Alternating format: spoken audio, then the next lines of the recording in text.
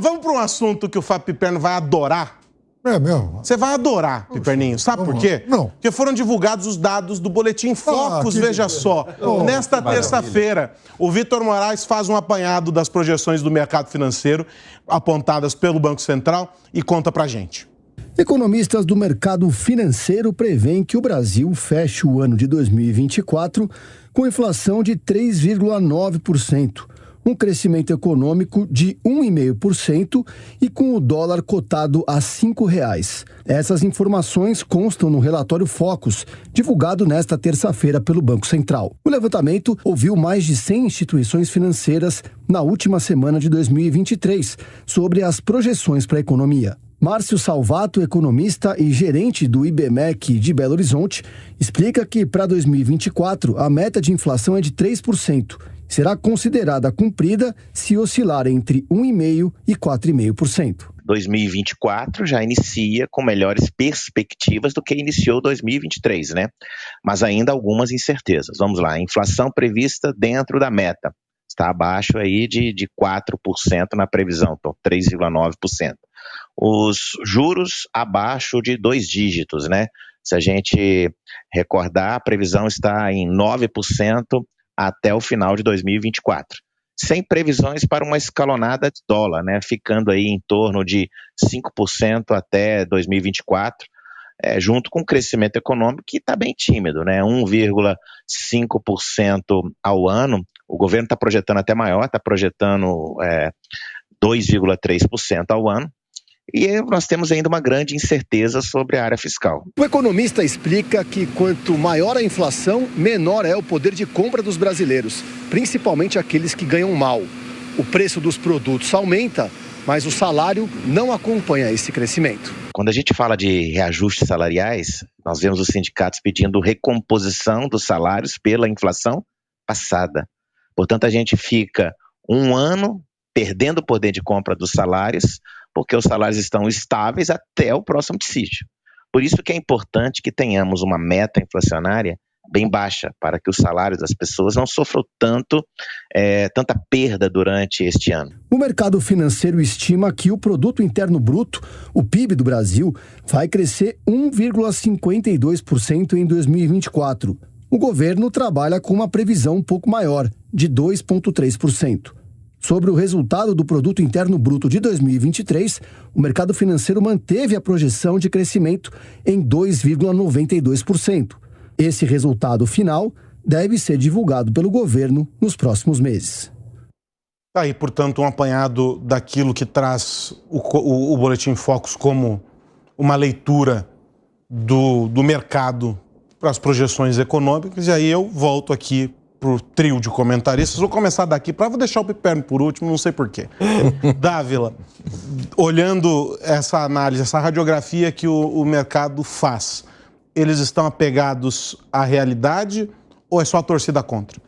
O ponto do mercado é o seguinte, é olhar a fotografia e tentar fazer projeção do filme. Isso costuma dar errado, ainda mais quando as coisas imponderáveis acontecem como esse ano. O Piperno adora meter o pau no Focus, com razão, porque o que aconteceu? Qual foi o fator que desequilibrou todas as contas? A super safra agrícola do Brasil e a enorme seca que teve na Argentina e também quebra de safra nos Estados Unidos. Isso fez com que o PIB do agronegócio puxasse o crescimento econômico de um jeito que nenhum outro setor puxou.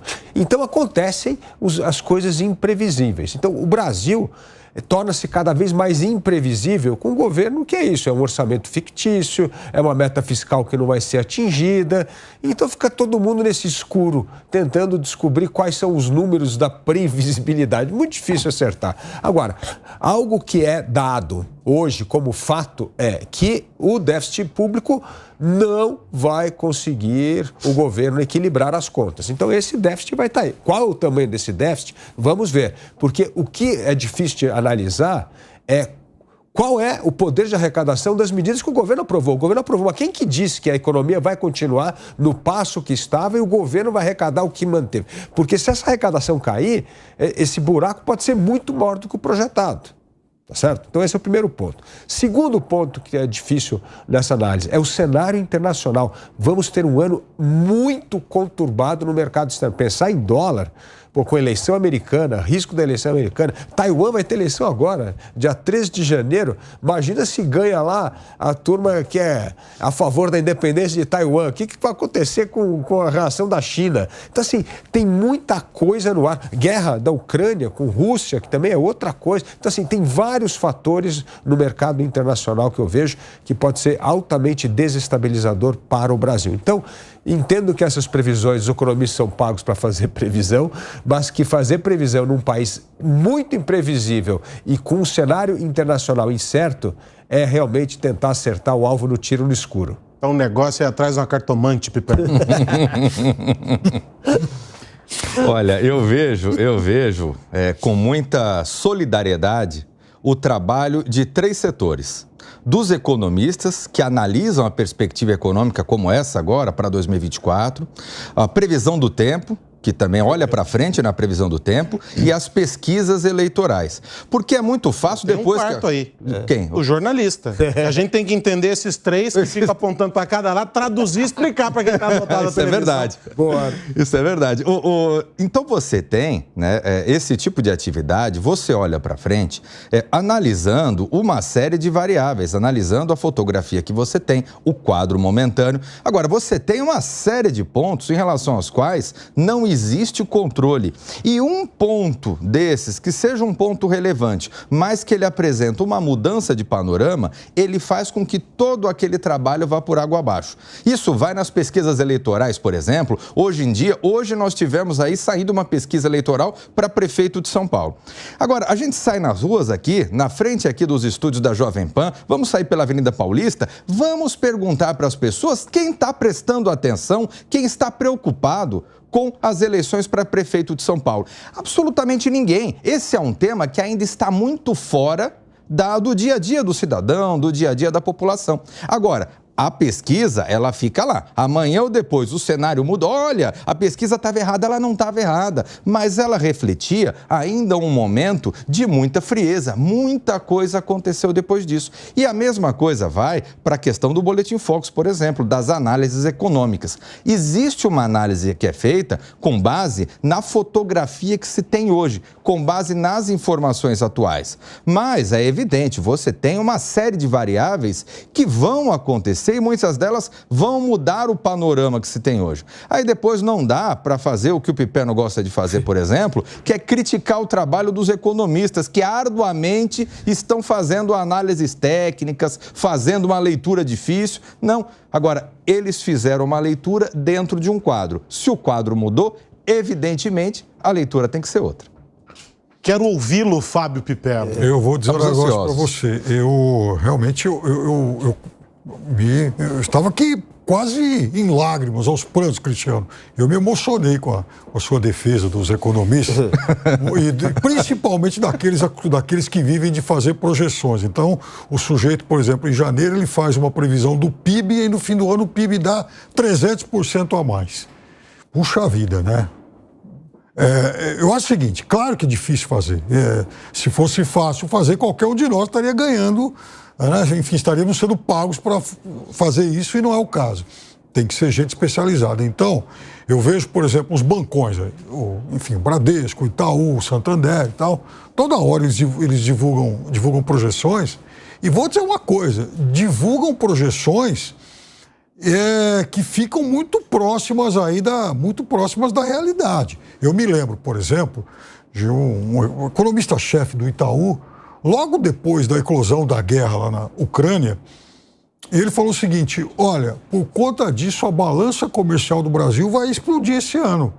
Por quê? Porque as commodities agrícolas elas vão se valorizar demais. Então o Brasil vai ganhar muito dinheiro com soja e milho. Milho, aliás, tinha na Ucrânia um dos seus grandes exportadores, um dos seus grandes produtores mundiais. Com isso, enfim, vai ganhar dinheiro também na pecuária, petróleo, porque tira a Rússia do jogo e tal. Ele matou a pau. Eu vejo, por exemplo, as projeções que o André Perfeito faz. O André Perfeito está sempre chegando muito perto. E, aliás, o Focus está falando... Não à toa, né? Claro. Que vale o nome e tal. E ele, por exemplo, o Focus está falando em dólar a R$5. O André Perfeito está apostando em 4,30. E ele já argumentou muito sobre isso.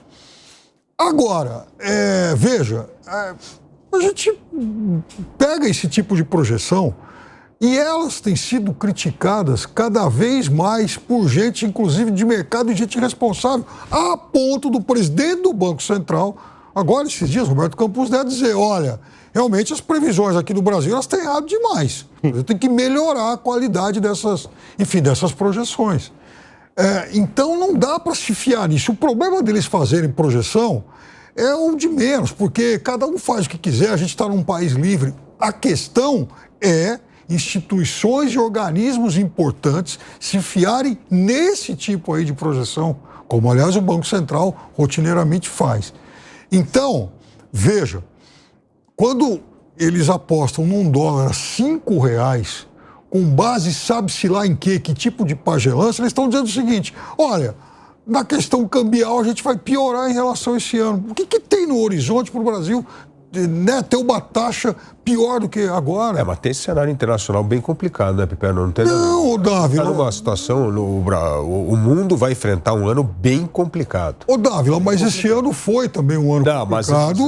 Mas só a eleição americana, você já sabe que tem um peso no jogo. Claro. Muda completamente. Claro, mas a economia americana, e aí vem o Copom de lá também, desde que o Biden assumiu, o discurso era: não é uma questão de ser, mas uma questão de quando nós vamos enfrentar uma recessão. A economia americana continua muito robusta, com inflação em queda, inclusive, PIB em alta e tal. Então, ou seja, estão errando há 3 anos.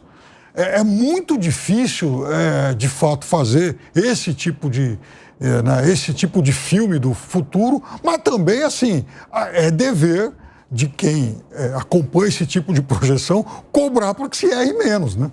Você tinha pedido, você mandou mais cedo uma imagem. Você vai querer exibi-la? Eu vou, porque... Então, por favor, porque ele vai explicar pra gente o que significa. Para quem está nos ouvindo pelo rádio, o senhor, por favor, leia o que está na imagem. Não, isso é uma capa da revista Exame de 2008, o título grandão é para que servem os analistas, né? Depois vem e os economistas e tal. Então está dizendo o seguinte, que eles erram sempre e a gente ainda continua confiando neles. E por que isso? Isso é uma capa de 2008 e foi motivado por uma série de projeções feitas à época pelo Goldman Sachs, que, entre outras coisas, apostava no petróleo $200 o barril. Evidentemente errou. Com tudo isso, você enquadrou isso na sala da sua casa. São 4h32. Uma pausa para quem nos acompanha pelo rádio. Você ampliou e enquadrou na sala da sua casa para você lembrar que os economistas não acertam nunca. Basicamente é isso que você quis dizer com essa Eu diria que nunca é muito longe, mas eu diria para você o seguinte, o Copom erra sempre, mas tem economista bom, como eu disse. E aí esse é o ponto. O Piperno diz assim, os bancos têm feito projeções muito mais apegadas à realidade, diferentemente do que, por exemplo, o Copom. A que se deve isso na tua leitura? Não, primeira coisa é o seguinte, o Copom não pensa em análise política, não. Tanto que o Copom, baseado no Banco Central, fez a coisa certa. O Brasil começou a subir a taxa de juros há 1 ano e meio atrás, muito antes dos outros países. E isso que permitiu o Banco Central a cortar a taxa de juros em cada reunião esse ano. Foi exatamente isso que aconteceu. Dávila, desculpa. Eu cometi uma impropriedade aqui. Quando eu disse Copom, eu ia falar Boletim Focus. Perfeito. Então tá bom. Banco Central não. O Banco Central é totalmente ajuizado. Fez exatamente a coisa certa. Subiu o juro antes de todos os demais bancos, começou a cortar a taxa de juros e é por isso que a taxa de juros no Brasil vem caindo. Só que o Banco Central... o seu presidente Roberto Campos Neto já deixou claro que essa trajetória de queda da taxa de juros pode desacelerar se o governo não olhar para o lado fiscal. Exatamente o que a gente está falando, que está todo mundo cobrando. E a gente sabe, né, Piperno, que esse é um governo que tem horror a corte de gasto e que só olha para o lado do aumento da receita. E que aumentar a receita no momento que você tem projeção de um crescimento menor do que o ano passado, não vamos nem dizer qual que é a taxa, mas todo mundo, até o do governo é menor. Então economia decrescendo, você tem o problema fiscal muito grande e o governo continua relutando em fazer o que tem que fazer, que é cortar despesa pública. Então a conta vai ser difícil de fechar. Dávila, quando o governo faz uma aposta em crescimento menor, eu até entendo. O governo não quer jogar expectativa lá em cima. Mas ele está falando em 2,2, 2,3, que não fica tão longe assim do que foi esse ano. Eu me lembro que no início do ano o governo falava em 1,5, 1,8, foi aumentando gradualmente. O governo também, assim, foi tímido, né? E mais ou menos que dobrou. Agora, eu li, faz uns 4, 5 dias, uma entrevista, acho que no Estadão, de um alto executivo do Bradesco, não me lembro se, enfim, o presidente ou não, que ele fala o seguinte: um dos motivos pelos quais a gente está errando nessa questão de PIB, enfim, de projeção de PIB, é que de algum tempo para cá o Brasil consolidou um padrão de crescer mais ou menos 90% da média mundial. Então o Bradesco projeta 2 e pouquinho, que vai dar mais ou menos 90% do que o FMI projeta para 2024. Na verdade, em 2023, o Brasil deve ter batido, 100% da média mundial, que também vai ficar em torno de 3%. Mas eu acho que ele dá, tecnicamente, uma boa explicação para isso.